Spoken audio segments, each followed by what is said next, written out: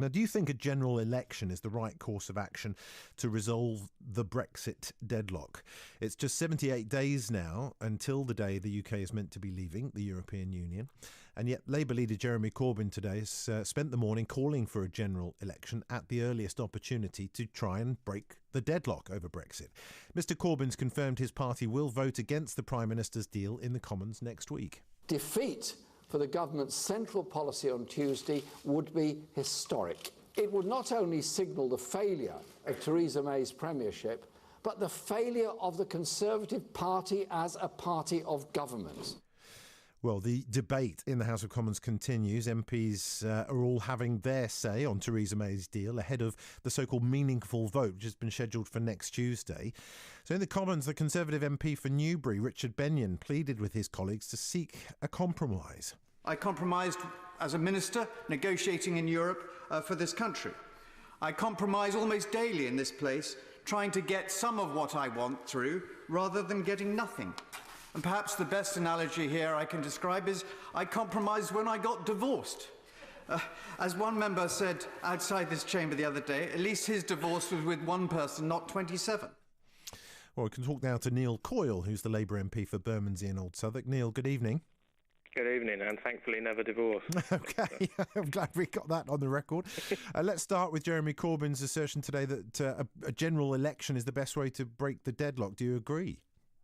Well, I think the thing that struck me most about what Jeremy was saying today is clearly, whether it's by through a general election or through a new public referendum, the extension or revoking of Article 50 has to occur.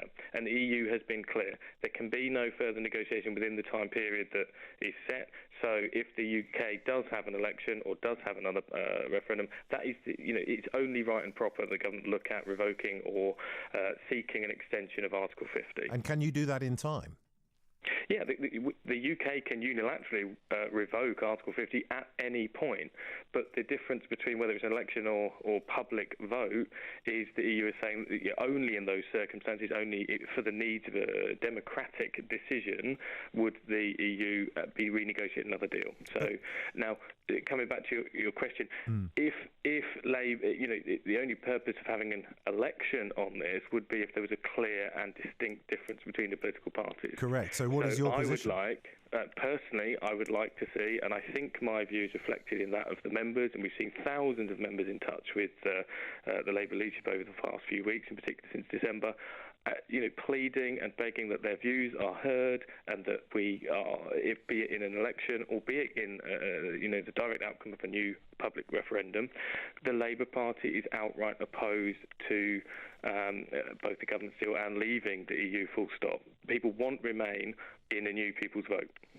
So you're saying that if Labour won a general election, you would be pushing for a second referendum with Remain on the ballot? Well, if there is a general election, and both main parties are saying we would negotiate leaving the European Union and promising more unicorns, I don't think that would necessarily resolve the crisis, albeit that there are thousands and thousands of people negatively affected by other issues every day.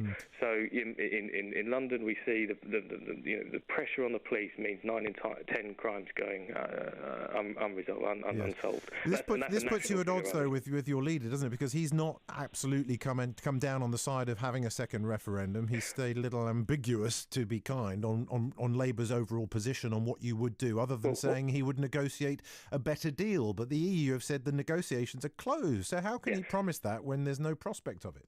So that's the point I'm making about what he has said today, is that he supports either revoking or extension of Article 50. So the deadline... To what end, though, Neil? With the greatest respect, what's the point in revoking Article 50 if there's no further negotiations to be had? Well, personally, I would prefer revoke. I'll be completely honest. I think that the majority of Labour members would support the revoking of Article 50. So stopping Brexit. The acknowledgement that there is no deal outside the EU that is as good for this country's economy and opportunities and jobs and travel and all the other issues as the circumstances we have now. The deal we have now is very flexible. And if it was revoked, it would allow those that genuinely think somehow we would be better off and want to keep promising unicorns, to work out which of those unicorns they really think they can deliver, to work out what to do about Northern Ireland, to work out what to do about things like standards and regulation, environmental protections, to work out what they want to do with all that, and then come back. If they really want to try and trigger Article 50 again, come back with a deal that actually we can all see and understand to begin with, rather than have this absolute chaos and mess that we're in the position we're in now. This puts you at odds, though, doesn't it, with the result of the original referendum? How do you resolve that? Well, I don't necessarily agree, because let's not forget how close the outcome was, and that there were lots of people who voted for very different reasons. You can't circumvent that, can you? Because the original outcome was to leave, and you're saying you're supporting a second referendum with a hope that we will ultimately remain. I've run surveys of my constituents, of those who actually voted to leave, not those who voted to remain, asking them, is the deal that's been put before me as your MP the one you want me to choose? And they have said no. Right. And they've said no for a mixture of different reasons. So they did vote to leave, but they did not vote for what's being put before us now, and they did not vote in the majority for no deal either. So even but you're aware this is not a deal. This is a transition arrangement over 2 years. Well, I'm glad you've made that point, because we were also promised and won in court a meaningful vote for MPs. Next week's vote is not meaningful, not least because we all know the outcome, but because this is not the defining deal. This is not the end point of negotiations. This is another potentially decade of limbo where the UK has to renegotiate with the European Union what the terms of our trade agreement will be. In that period, we'll see more Jaguar Land Rover decisions. We'll see more relocation of British Airways and all the rest of them. We'll see more jobs going from my own constituency in the financial and food. Would it be useful to hear Jeremy Corbyn say things like that? I believe it would, and I think actually having that distinct difference in an election period or in a referendum period would allow people to make more informed choices, and would provide the contrast that is desperately needed in order to be clear what an election result is saying. Now, I think if you look at the figures from last year, in areas where we won heavily, there was a stronger stronger Remain vote. Canterbury and Kensington and Chelsea were rejecting, and Theresa May lost her majority for a reason. People were rejecting her deal and were rejecting her negotiations and were rejecting in bigger numbers, leaving altogether.